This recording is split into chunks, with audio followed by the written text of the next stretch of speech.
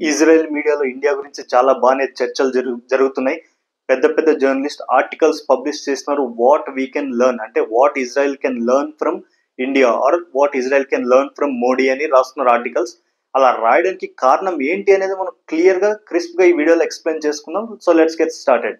ఇప్పుడు యుఎస్ఏ ప్రపంచం మొత్తంలో ఏదైతే చేస్తుందో దాన్ని మనం ఇంగ్లీష్ లో ఒక పదంలో చెప్పాలంటే దాన్ని బుల్లియింగ్ అంటాం. దాన్ని తెలుగులో చెప్పాలి అంటే బెదిరింపు.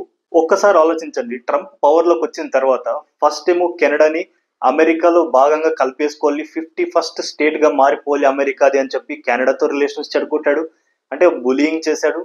దాని తర్వాత గ్రీన్లాండ్ ని కబ్జా చేయాలన్నాడు, అది యుఎస్ఏలోకి రావాలి అన్నాడు. దానివల్ల కూడా చాలా దుమారం రేగింది. ఈవెన్ యూరోప్ వాళ్ళు కూడా చాలా రియాక్షన్ ఇచ్చారు. పనామా కెనల్ గురించి కూడా ఏదైతే మాట్లాడో అది మనం చూసాం.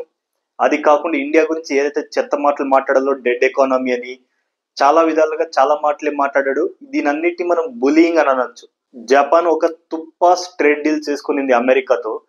ఏదైతే కమిట్మెంట్ ఇచ్చింది జపాన్, $550 బిలియన్ మేము ఇన్వెస్ట్ చేస్తాం అమెరికాలో అని జపాన్ గవర్నమెంట్ కమిట్ అయింది. ఎందుకు? అమెరికన్ బులియింగ్ వల్ల. దానికి ప్రతిఫలంగా ఏమొస్తుంది జపాన్ కంటే, ఏదైతే అష్యూరెన్సెస్ అమెరికా ఇచ్చిందో ప్రొటెక్షన్ కానీ, ఏదైతే $550 బిలియన్ ఒకవైపు అమెరికా ఇచ్చిన అష్యూరెన్స్ ఒకవైపు చూసుకుంటే, ఆ అష్యూరెన్స్ అంత స్ట్రాంగ్ గా లేవు, చాలా వీక్ గా ఉన్నాయి. ఇది రియలైజ్ అయ్యారు జపాన్ లో ప్రజలు. అలాగే ప్రజలు కూడా తీవ్ర ఆగ్రహం వ్యక్తపరిచారు. ఆ ఎఫెక్ట్ ఏదైతే ఉందో అది లోకల్ ఎలక్షన్స్ లో కనిపించింది. పవర్ లో ఉన్న గవర్నమెంట్ కి చాలా తక్కువ ఓట్స్ వచ్చాయి లోకల్ ఎలక్షన్స్ లో. ఆ దెబ్బతో జపనీస్ ప్రైమ్ మినిస్టర్ ఏకంగా తన పదవికే రిజైన్ చేశాడు. అండ్ ఈవెన్ రీసెంట్ గా జపనీస్ ట్రేడ్ రిప్రజెంటేటివ్ ఎవరైతే అమెరికాకు వెళ్లి ఈ ట్రేడ్ డీల్ గురించి మాట్లాడాలో ఆయన కూడా తన ట్రావెల్ క్యాన్సిల్ చేసుకున్నాడు, అమెరికాకి వెళ్ళలేదు ఈ ప్రజల ఆగ్రహం కారణంగా.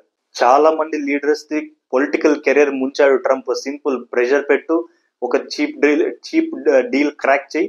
ఆ ఎవరైతే పొలిటీషియన్ తన ముందు తల ఉంచుతాడో వేరే కంట్రీ, అతనికి లోకల్ గా చాలా సెట్ బ్యాక్ వస్తుంది. చివరికి చూసుకుంటే తన కంట్రీలోనే పొలిటికల్ ఫ్యూచర్ అనేది లేకుండా పోతుంది. మనం ఇండియా కేసులో చూసుకుంటే, మన దేశం కేసులో చూసుకుంటే, మనము అండ్ చైనా ఈ రెండు కంట్రీసే తల వంచకుండా నిలబడ్డే అమెరికాతో. ముఖ్యంగా డెమోక్రటిక్ కంట్రీస్ తో మాట్లాడితే భారత్ మాత్రమే ఒక డెమోక్రటిక్ కంట్రీ అమెరికా ముందు తల వంచకుండా నిలబడింది. ట్రంప్ ఎన్నెన్ని డ్రామాలు ఆడలేదు. ఇండియా పాకిస్తాన్ మధ్య ఆపరేషన్ సింధూర్ జరిగినప్పుడు పెద్ద న్యూక్లియర్ వారే అయ్యేది, నేనే ఆపానని చెప్పి ట్రంప్ గొప్పలు చెప్పాడు. కానీ మోడీ గారు క్లియర్ గా నో,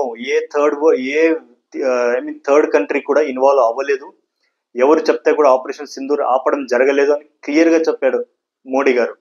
ట్రేడ్ డీల్ లో భాగంగా ఇండియన్ అగ్రికల్చర్ మార్కెట్ యాక్సెస్ కావాలి అన్నాడు ట్రంప్, నో అన్నారు మోడీ గారు. అండ్ రష్యన్ ఆయిల్ కొనద్దండి అని చెప్పింది అమెరికా, మా ఇష్టం, తక్కువ రేటుకి వస్తే మేము కొంటూనే ఉంటామని క్లియర్ గా మనం చెప్పాం. అండ్ ఈవెన్ ట్రంప్ ఫోన్ చేస్తే కూడా 4 సార్లు దాదాపు పిఎం మోడీ గారు రిసీవ్ చేయలేదు. ఈ ఇష్యూ పైన ఆల్రెడీ వీడియో చేశాను, చూడకుంటే చూడండి. మన ఈ యాటిట్యూడ్ ఏదైతే ఉందో, సెల్ఫ్ రెస్పెక్ట్, మేము తల వంచం, మాకు ఎక్కడ బెటర్ అనిపిస్తే అక్కడ బిజినెస్ చేస్తాం అనేది, మన రిసైలెన్స్, మనం నిలబడే విధానం చూసి చాలా కంట్రీస్ కూడా ఇన్స్పైర్ అవుతున్నాయి. ఇన్స్పైర్ అవ్వాలి, ఏమి నేర్చుకోవచ్చు అనే ఇజ్రాయెల్ మీడియా కూడా మాట్లాడుతుంది. ఆలోచించండి, మనకన్నా చాలా డెవలప్డ్ కంట్రీస్ కూడా అమెరికా ముందు తల వంచాయి, డీల్ చేసేసుకున్నారు. కానీ మనం మాత్రం తల వంచలేదు. ఎందుకంటే మనకి, మన గవర్నమెంట్ కి మన ప్రజలే ముఖ్యం. మనం అగ్రికల్చర్ మార్కెట్ యాక్సెస్ ఇస్తే మనకే నష్టం. రష్యన్ ఆయిల్ కొనకుండా మనం వేరే ఆయిల్ వైపు వెళ్తే ఇక్కడ ఇన్ఫ్లేషన్ పెరుగుతుంది, అంటే ధరలు పెరిగిపోతాయి. అప్పుడు మన ప్రజలకే మనకే కష్టం. మనని రిప్రజెంట్ చేస్తున్న మన ప్రభుత్వం ఏదైతే ఉందో అమెరికా క్లియర్ గా నో అని చెప్పింది. ఇజ్రాయెల్ మీడియా ఇదే డిస్కస్ చేస్తున్నారు. దీన్ని నేషనల్ హానర్ అంటారు. కరెక్ట్ గా చెప్పాలంటే ప్రపంచం గమనిస్తుంది. ఎంత బులియింగ్ చేస్తే, ఎంత బెదిరించినా భారత్ అనేది తల వంచలేదు. మనము చూసి నేర్చుకోవాలని ఈవెన్ ఆస్ట్రేలియాలో ఉండే geo political analysts and experts కూడా అదే అంటున్నారు. అమెరికా మనకంటే ఎన్నో రెట్లు డబ్బుల్లో ఎక్కువ, వెపన్స్ లో ఎక్కువ, జియో పొలిటికల్ ఇన్ఫ్లుయెన్స్ లో ఎక్కువ, అయినా కూడా మనం తల వంచలేదు. కొన్ని కంట్రీస్ ఉంటాయి, పిలిస్తే చాలు బూటు నాకి వెళ్ళిపోతారు. ఎగ్జాంపుల్ పాకిస్తాన్. అలా మనం ఏది చేయలేదు, తల వంచలేదు, నిలబడ్డాం. ఇది ప్రపంచం గమనిస్తుంది. అండ్ ట్రంప్ కి ఒక ఫ్రస్ట్రేషన్ లా మారింది. అందరూ వింటున్నారు నా మాట, ఎందుకు ఇండియా వినట్లేదు అని.